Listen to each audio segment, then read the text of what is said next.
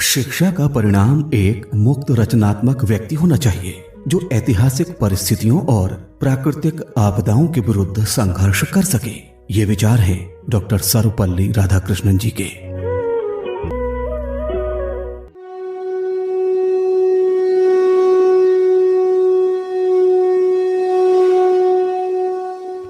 भारतीय संस्कृति के संवाहक, प्रख्यात शिक्षाविद और पूर्व राष्ट्रपति भारत रत्न डॉक्टर सर्वपल्ली राधाकृष्णन जी को कोटिशः नमन।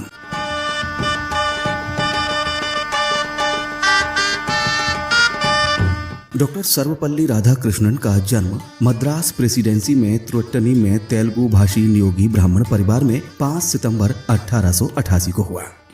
आपके पिता सर्वपल्ली वीरस्वामी स्थानीय जमींदार सेवा में अधीनस्थ राजस्व अधिकारी और माता श्रीमती सीतम्मा गृहिणी थी। आपकी पत्नी का नाम शिवकामु था।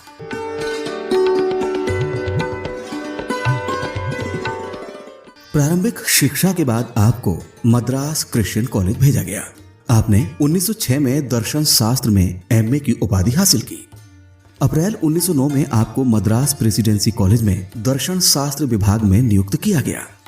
सन 1918 में आपको मैसूर विश्वविद्यालय द्वारा दर्शन शास्त्र के प्रोफेसर के रूप में नियुक्त किया गया और आपने वहां महाराजा मैसूर कॉलेज में अध्यापन कार्य किया। सन 1921 में आपको कलकत्ता विश्वविद्यालय में दर्शन नैतिक विज्ञान के प्रोफेसर के रूप में नियुक्त किया गया। सन 1931 में आपको आंध्र विश्वविद्यालय के कुलपति के रूप में नियुक्त किया गया।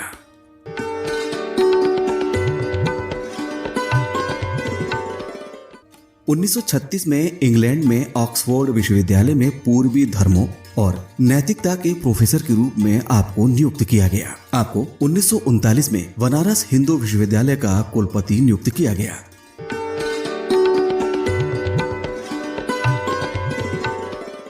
उन्नीस में दिल्ली विश्वविद्यालय का भी आपको कुलपति नियुक्त किया गया।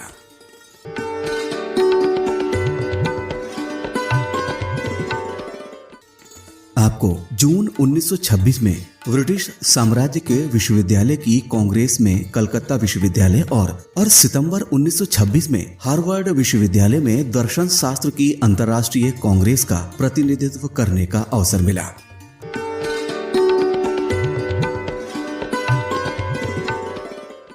(1947) से 1945 तक आप संविधान निर्मात्री सभा के सदस्य रहे।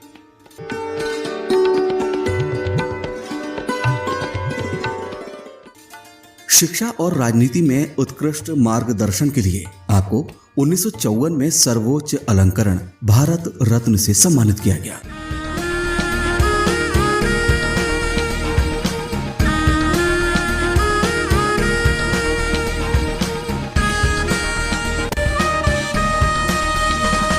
(1975 में टेम्पल्टन प्राइज, इसके अलावा 1961 में peace prize of the German book trade से नवाजा गया और 1963 में ऑर्डर ऑफ मेरिट पुरस्कार से सम्मानित किया गया।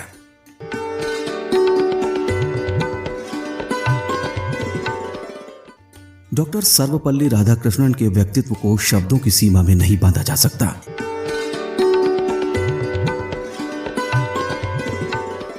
विभिन्न महत्वपूर्ण पदों पर रहते हुए आपका चिंतन सदैव अपने स्टूडेंट्स और संपर्क में आए नागरिकों में राष्ट्र प्रेम और राष्ट्रीय चेतना बढ़ाने की ओर रहा। शिकागो विश्वविद्यालय ने आपको तुलनात्मक धर्मशास्त्र पर भाषण देने के लिए आमंत्रित किया। आप भारतीय दर्शन शास्त्र परिषद के अध्यक्ष भी रहे। अनेक भारतीय विश्वविद्यालयों की भांति आपको कोलंबो और लंदन विश्वविद्यालयों ने भी अपनी अपनी मानद उपाधियों से सम्मानित किया। 13 मई 1952 में आपको देश के उपराष्ट्रपति पद को निर्वहन करने का दायित्व प्राप्त हुआ। उपराष्ट्रपति पद पर आपने 12 मई 1962 तक देश की सेवा की। उसके बाद 13 मई 1962 को आपको भारत का राष्ट्रपति निर्वाचित किया गया। राष्ट्रपति पद के दायित्वों का निर्वहन करते हुए आपने 1967 तक देश की अमूल्य सेवा की।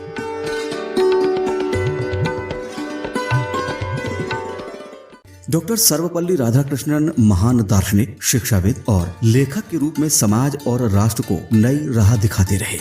आप जीवन भर अपने आप को शिक्षक मानते रहे। आपने अपना जन्मदिवस शिक्षकों को समर्पित किया। 5 सितंबर को ये तारीख संपूर्ण भारत में शिक्षक दिवस के रूप में बड़े हर्षोल्लास के साथ मनाई जाती है।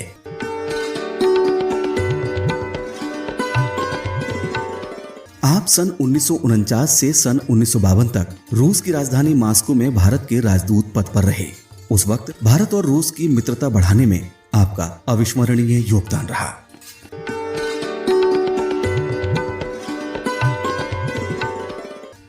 भारत की स्वतंत्रता के बाद भी आपको अनेक महत्वपूर्ण पदों पर कार्य का अवसर प्राप्त हुआ। आपको पेरिस में यूनेस्को नामक संस्था की कार्य समिति का अध्यक्ष भी बनाया गया। यह संस्था संयुक्त राष्ट्र संघ का एक महत्वपूर्ण अंग है जो पूरे संसार में लोगों की भलाई के लिए अनेक कार्य करती है।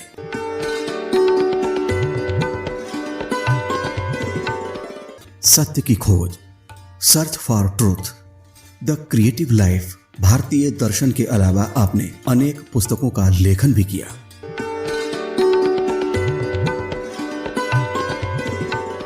17 अप्रैल 1975 को लंबी बीमारी के बाद यह ध्रुव तारा हमेशा हमेशा के लिए अनंत में विलीन हो गया।